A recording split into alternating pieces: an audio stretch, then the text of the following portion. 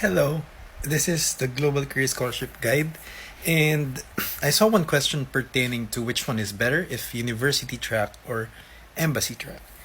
And for me, what I've been mentioning since the start of this series, is that each track has their own advantage and disadvantage. And when choosing a track, you should consider a lot of things, not just your major but also your country, meaning the number of quota. Number three is like your credentials.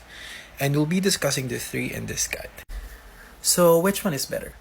Embassy track and the university track are the tracks for the Global Career Scholarship Program. By the name itself, university track, meaning you send your documents directly to the university. Embassy track, you send your documents directly to the embassy, a Korean embassy in your country. And if you're gonna ask me which one is better, it would be difficult to compare them side by side in that sense, because there's no better or worse track, because both tracks would take you to the Global Career Scholarship that you're aspiring for. It's just that with the embassy track, they tend to be more competitive on the first rounds, meaning they would really filter out a lot of people on the first filter.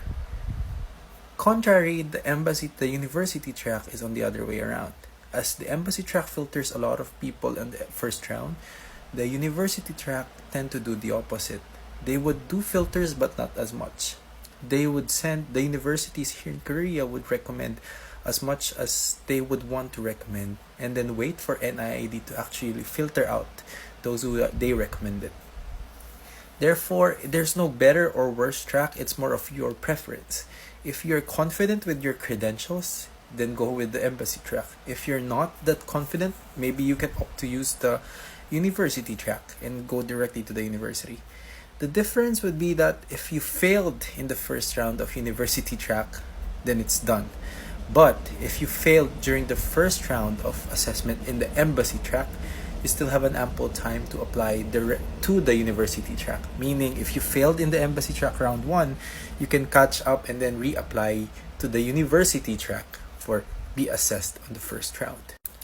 Considering the quota would also make you realize which one is suited for you.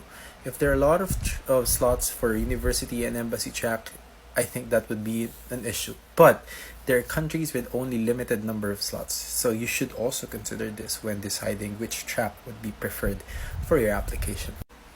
And that's all.